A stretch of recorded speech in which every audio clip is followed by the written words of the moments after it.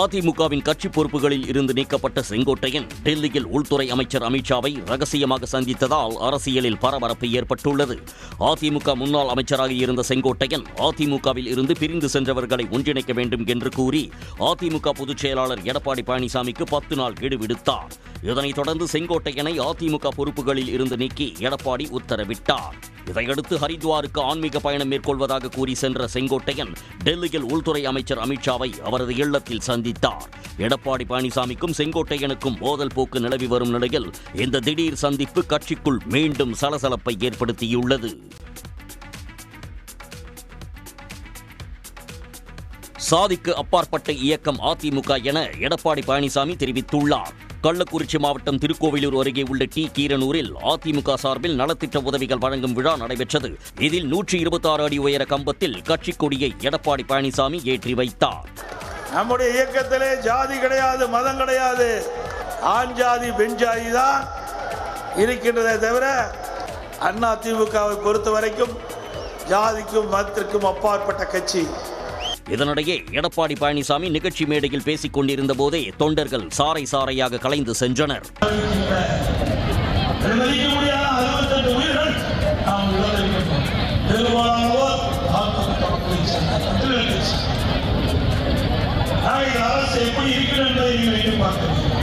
நிகழ்ச்சி முடிந்த பிறகு அதிமுக பொதுச் செயலாளர் எடப்பாடி பழனிசாமி கூட்டத்தில் சிக்கிக் கொண்டதால் தள்ளுமுள்ளு ஏற்பட்டது.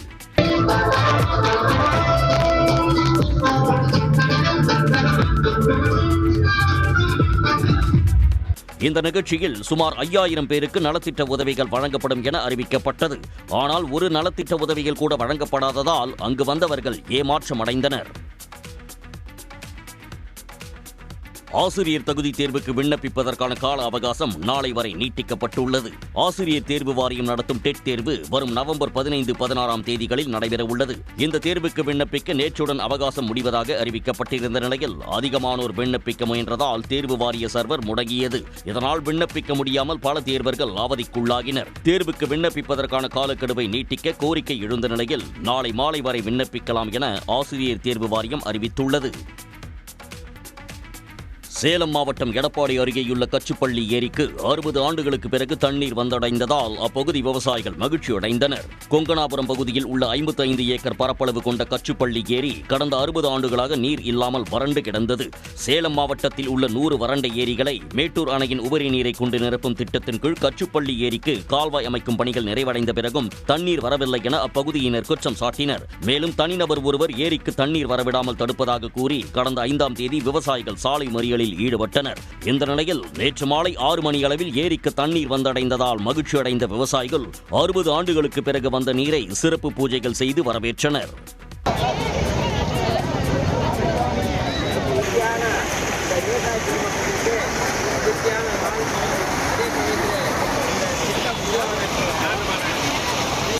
இந்த உபரி நீர் பல ஆண்டுகள் போராட்டம் செய்து இந்த பகுதியினுடைய இந்த கச்சுப்பள்ளி ஏரிக்கு வெள்ளாளபுரத்திலிருந்து இன்றைக்கு பம்பிங் செய்யப்பட்டு தண்ணீர் வந்து கொண்டிருக்கின்றது.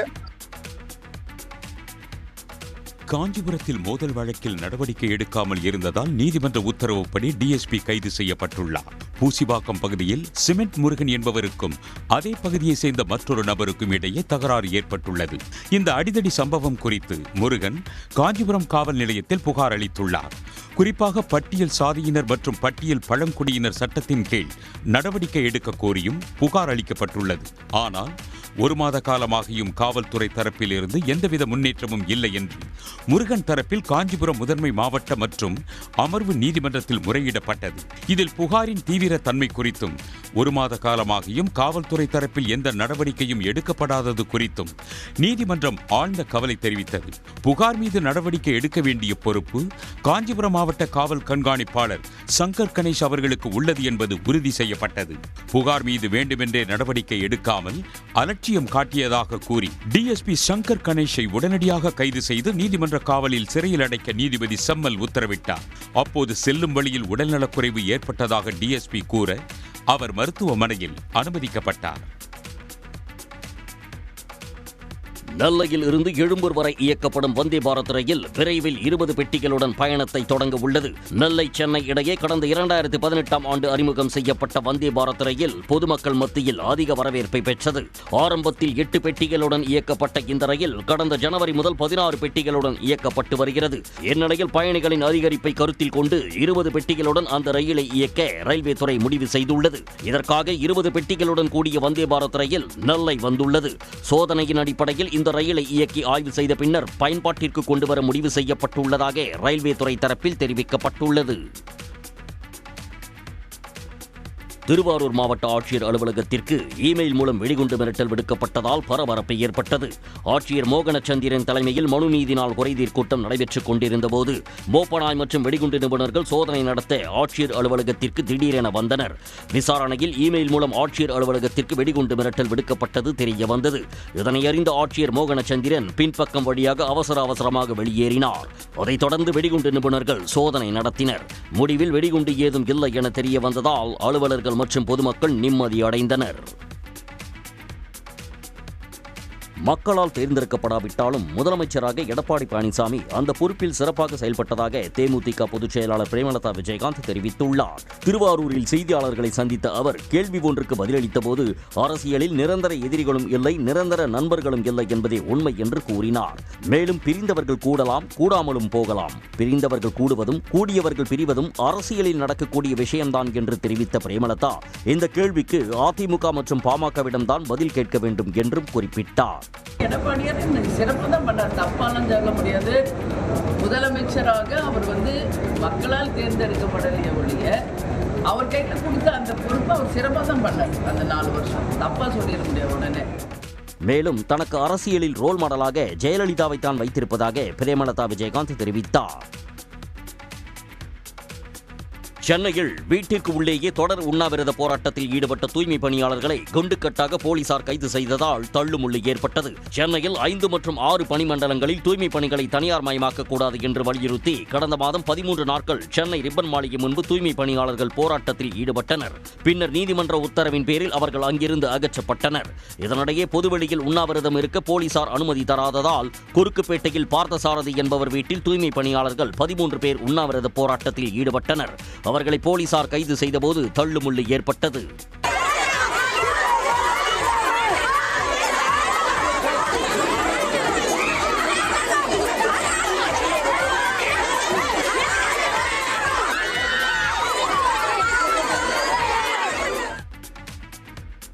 புதுக்கோட்டை மாவட்டம் ஆலங்குடியில் உள்ள செட்டி ஊரணி பொதுக்குளத்தில் வடகிழக்கு பருவமழை முன்னெச்சரிக்கை நடவடிக்கை குறித்த ஒத்திகை நிகழ்ச்சி நடைபெற்றது.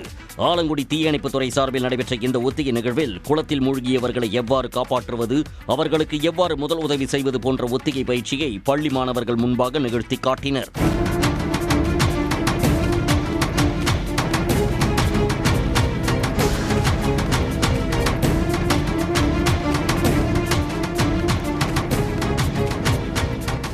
வேலூர் கோட்டை அகழியில் மாவட்ட தீயணைப்புத் துறையின் சார்பில் வரும் பருவமழை காலங்களில் நீரில் சிக்கும் மக்களை எவ்வாறு மீட்பது என்பது குறித்த மாதிரி ஒத்திகை மாவட்ட ஆட்சியர் சுப்புலட்சுமி தலைமையில் நடைபெற்றது. இதில் அகழியில் சிக்குபவர்களை மீட்பது, வீட்டில் உள்ள பொருட்களை வைத்து அவர்களாகவே எவ்வாறு தப்பிப்பது போன்றவைகள் எல்லாம் செய்து காண்பிக்கப்பட்டது. தஞ்சை மாவட்டம் திருக்காட்டுப்பள்ளி அருகே உள்ள பூண்டி மாதா தேவாலயத்தில் அன்னை மரியாளின் பிறப்பு பெருவிழா தேர்பவனி வெகு விமர்சையாக நடைபெற்றது. மேளதாளங்கள் மற்றும் வான வேடிக்கைகளுக்கு மத்தியில் மல்லிகை பூக்களால் அலங்கரிக்கப்பட்ட தேர் உலா வந்தது. தேர்பவனியில் தமிழ்நாடு, கேரளா உள்ளிட்ட மாநிலங்களைச் சேர்ந்த ஆயிரக்கணக்கானோர் பங்கேற்று சாமி தரிசனம் செய்தனர்.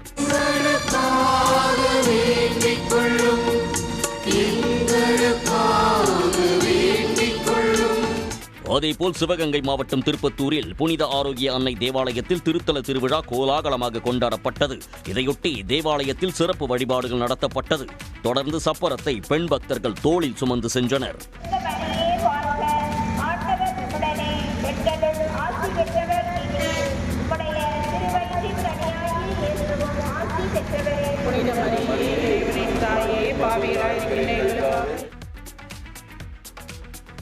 வேலூர் புதிய மற்றும் பழைய பேருந்து நிலையங்களில் தொடர் கொள்ளையில் ஈடுபட்டு வந்த வடமாநில கொள்ளையர் 2 கைது செய்யப்பட்டுள்ளனர். ஒடிசா மாநிலம் காகிதப்பள்ளி சாயி தஞ்சம் மாவட்டத்தை சேர்ந்த தாஸ் புலு மற்றும் ஆந்திர மாநிலம் கிழக்கு கோதாவரி மாவட்டத்தைச் சேர்ந்த குக்கலராஜு ஆகிய இருவரும் திருப்பதி பகுதியில் தனியார் நிறுவனத்தில் பணியாற்றி வந்துள்ளனர்.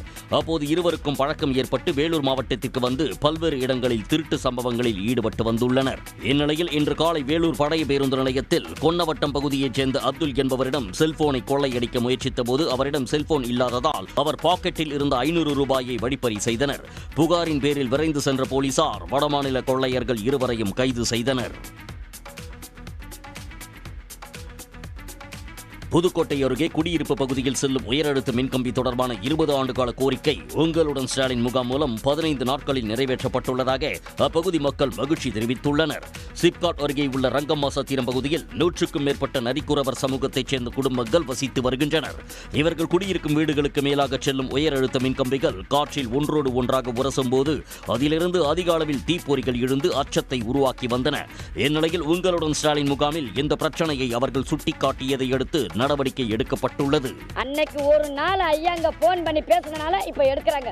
எங்களுக்கு இந்த சந்தோஷம் மரணத்துக்கு மிகுந்தும் இருக்கு. இந்த சந்தோஷம் மிகுந்து வந்திருக்கோம். நாங்கள் மரணத்தை தாண்டி வந்துட்டோம். எப்படி ஒரு 100 பேர் வந்து மரணத்தை தாண்டி வந்திருக்கோம். ரொம்ப சந்தோஷமா இருக்கு. ஆனா ஹெச்எப்பி லைன் இது வந்து அந்த கம்பெனிக்கு போற லைன் இது.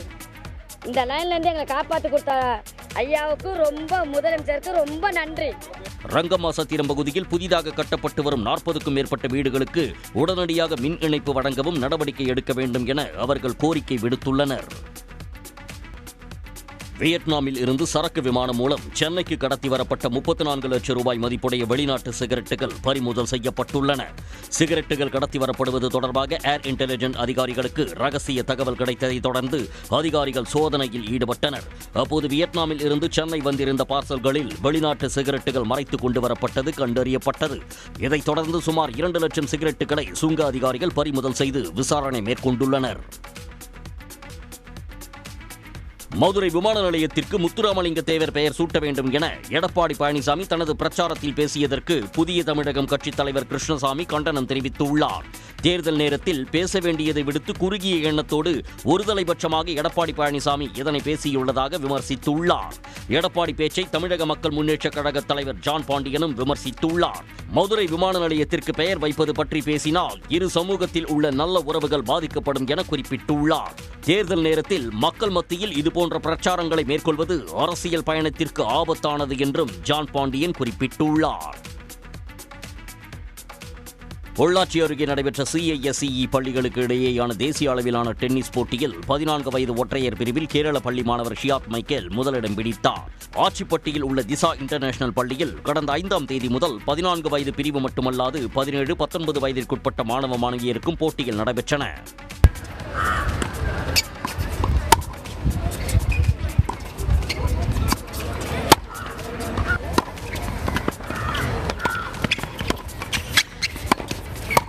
ஜெயிச்சாங்கன்னா அவங்க SGFI கேம்ஸில் அஃபிலியேட் பண்ணதுனால இவங்க வந்து ஹை வேறையும் போகலாம், நேஷ்னல் கேம்ஸ் போகலாம், ஈவன் அப் டு ஒலிம்பிக்ஸ் கூட போகலாம். வெற்றி பெற்ற மாணவ மாணவிகளுக்கு பரிசு கோப்பைகளும் சான்றிதழ்களும் வழங்கப்பட்டது. கன்னியாகுமரி மாவட்டம் களியக்காவிளை பகுதியில் உள்ள தூய அலங்கார மாத ஆலய விழாவிற்கான கொடி அருகில் உள்ள முத்தாரம்மன் கோவிலில் இருந்து ஊர்வலமாக கொண்டு வரப்பட்டு ஏற்றப்பட்டது. அலங்கார மாத ஆலய விழா நேற்று கொடியேற்றத்துடன் கோலாகலமாக தொடங்கியது. இந்த விழாவில் மத நல்லிணக்கத்தை போற்றும் விதமாக கொடி அருகில் உள்ள முத்தாரம்மன் கோவிலில் இருந்து சிறப்பு பூஜைகள் செய்யப்பட்டு மேளதாளங்கள் முழங்க ஊர்வலமாக தேவாலயத்திற்கு கொண்டு வரப்பட்டது. கொடியை தேவாலயம் கொண்டு வரும் நிகழ்வில் இரு மதங்களைச் சேர்ந்த மக்களும் பங்கேற்றனர்.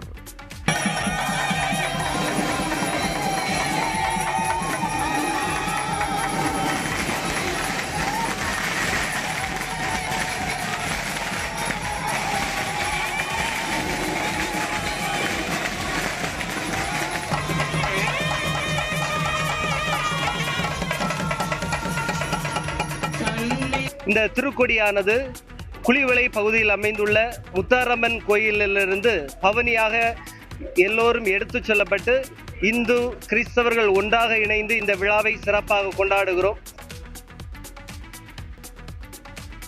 கோவை போத்தனூர் பகுதிக்கு அரசு மற்றும் தனியார் பேருந்துகளை இயக்க கோரி போத்தனூர் ரயில்வே பயனர்கள் சங்கத்தினர் கோரிக்கை வைத்துள்ளனர். உக்கடம் ஆத்துப்பாலம் பகுதிகளில் பாதாள சாக்கடை பணிகளால் நிறுத்தப்பட்ட பேருந்துகள் பணிகள் நிறைவடைந்த பிறகும் இயக்கப்படாமல் உள்ளதாக குற்றம் சாட்டப்படுகிறது. இதனால் போத்தனூர் ரயில் நிலையத்திற்கு வரும் பயணிகள் சிரமம் அடைவதாக கூறப்படுகிறது. போத்தனூருக்கு தனியார் பேருந்துகள் வருவதில்லை. காலையில் ஒரு வேலை, சாயங்காலம் ஒரு வேலை மட்டும்தான் வராங்க. அப்போ ரூட் பர்மிட் பிரகாரம் எல்லா நேரத்துக்கு வரணும், ஆனால் வரது கிடையாது. இது சம்பந்தமாக பல கோரிக்கை வந்து ஆர்டிஓட்டியும் மாவட்ட ஆட்சித்தலைவர் பல தடவை கொடுத்தாச்சு. எந்த விதமான நடவடிக்கை எடுக்கல.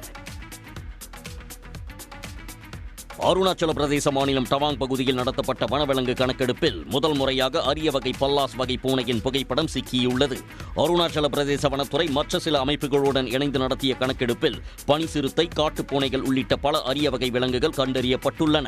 கடல் மட்டத்தில் இருந்து 4600 அடி உயரமுள்ள பகுதியில் 83 இடங்களில் 136 கேமராக்கள் வைக்கப்பட்டு விலங்குகள் கணக்கெடுக்கும் பணிகள் நடத்தப்பட்டுள்ளது. இந்த நிலையில் பல்லாஸ் பூனையின் புகைப்படங்களே அரிது என்றும் இவ்வகை பூனைகள் தொடர்பாக ஆராய்ச்சிகளும் பெரிதளவில் மேற்கொள்ளப்படவில்லை என்றும் ஆராய்ச்சியாளர்கள் தெரிவித்துள்ளனர். பல்லாஸ் பூனையின் புகைப்படம் பதிவாகியுள்ளதன் மூலம் அவை அப்பகுதியில் வாழ்வது உறுதி செய்யப்பட்டுள்ளது.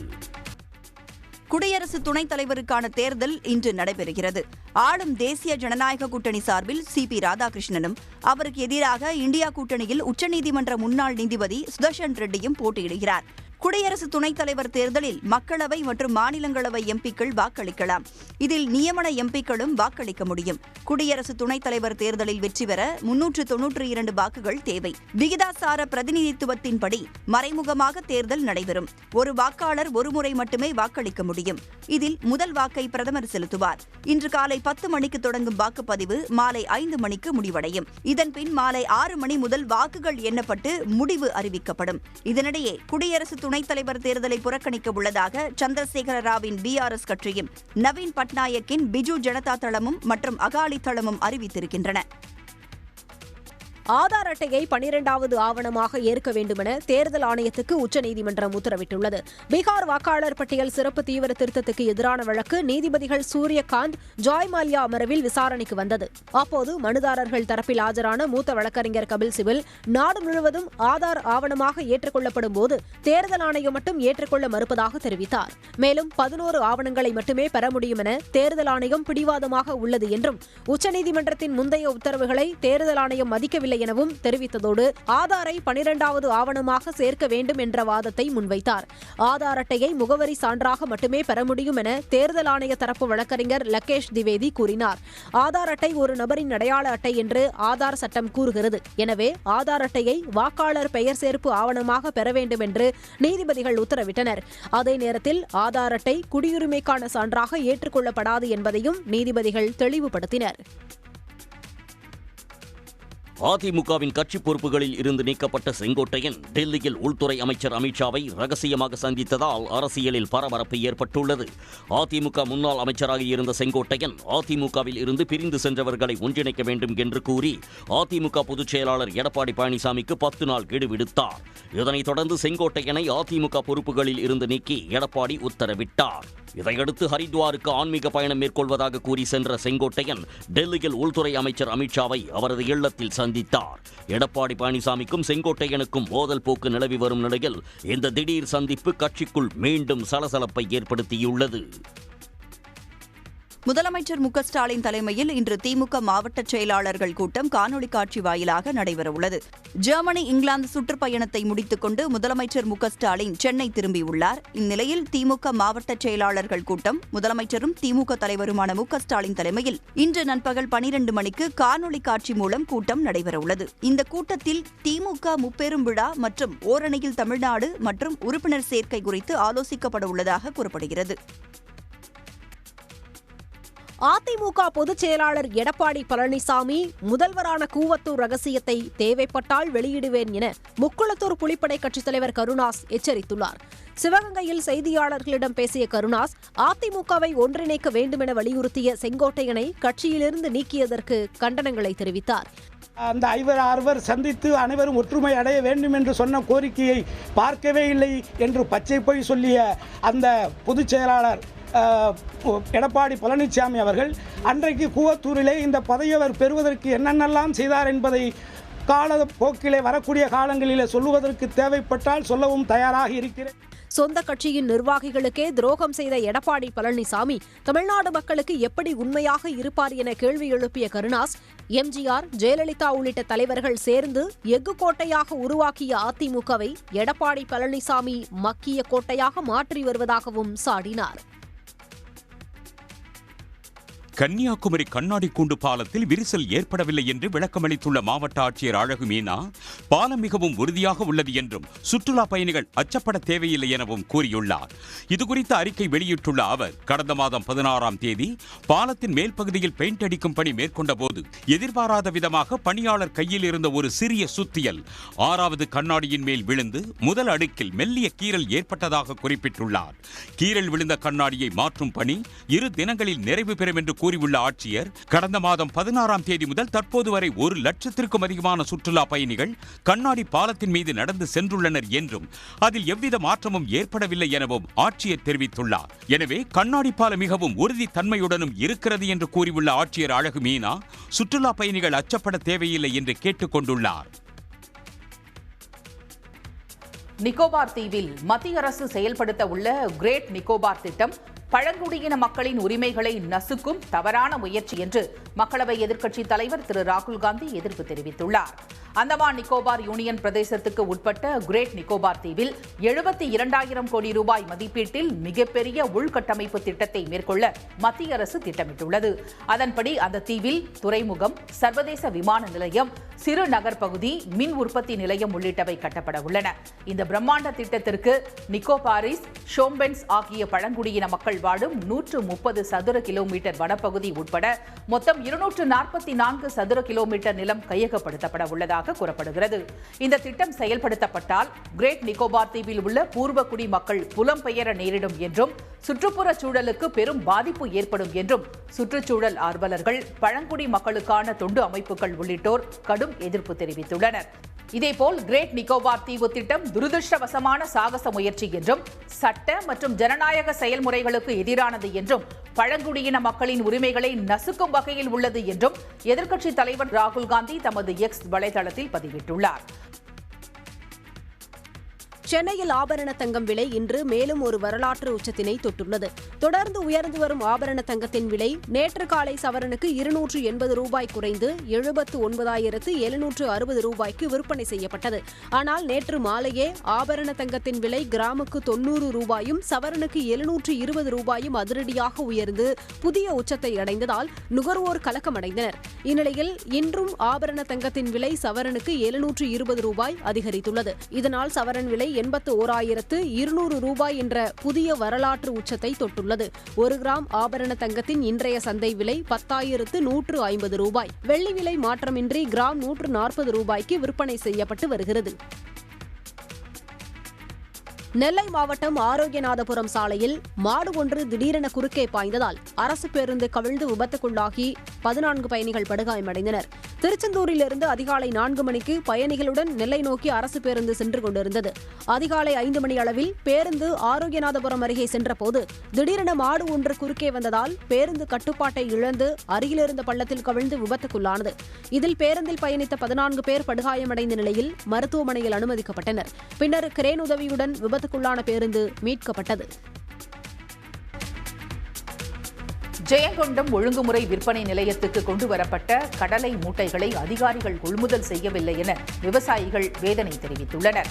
ஜெயங்கொண்டம் சுற்றுவட்டார பகுதிகளில் அறுவடை செய்யப்பட்ட கடலை, எள் போன்ற பயிர்கள் ஜெயங்கொண்டத்தில் உள்ள ஒழுங்குமுறை விற்பனை கூடத்துக்கு கொண்டுவரப்பட்டுள்ளன.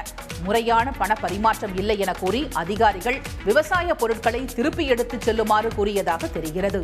இதனால் அதிருப்தி அடைந்த விவசாயிகள் அவர்களுடன் வாக்குவாதத்தில் ஈடுபட்டனர்.